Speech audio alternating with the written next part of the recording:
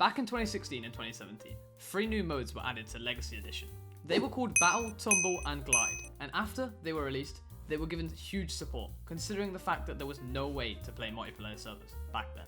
But in the end of 2017, Bedrock was released, which raises the question, why would 4J Studios spend all that time making a minigames when they changed to Bedrock Edition a few months later? And what made these minigames so unique? Battle was the first of the 3 to be released back in June, and it was similar to the popular Hunger Games minigame that was popular back then. But in this version, it was pretty cool. It featured split screen, plus a very unique chest opening feature that allowed you to take out everything out of the chest, making it very easy for the console players to move around their inventory. Adding on to that, just instead of the full inventory being a thing, they limited it just to your hotbar, which I think was perfect, as it made grabbing loot a very strategic thing. And lastly, there was a ton of different maps that were really cool, with different texture packs as well. Tumble, the second out of the 3, was the least fun in my opinion, just because it was Spleef, which was a very quick game and sometimes not even the best, but it still received pretty good reception from the player base. The game gives you a shovel, and you have to use that to break down the other players and make them fall to the bottom. It featured 2 different modes with 1 snowballs and another one with a shovel, so that it has a ton of different maps with different texture packs like Battle, but doesn't have that much new to it, to be fair.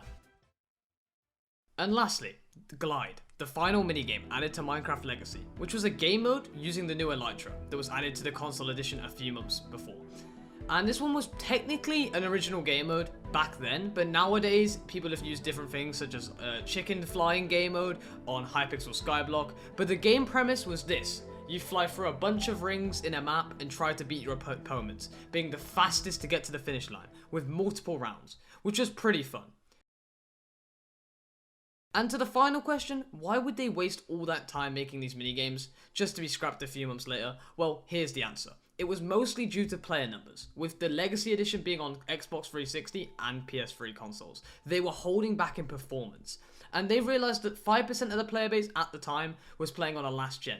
So they thought the best idea was to make Bedrock accessible for new gen, therefore getting rid of the need for the old version of the game.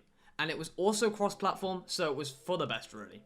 Another question is, why didn't they add them to the newest version of Minecraft, Bedrock? Well, that was because they already had quite a lot of servers on there, like CubeCraft, Lifeboat and Mineplex. So it seems stupid to just add them. Another thing is the code differed to the other versions of Minecraft, meaning that they would have to waste a lot of time and resources trying to implement the minigames in.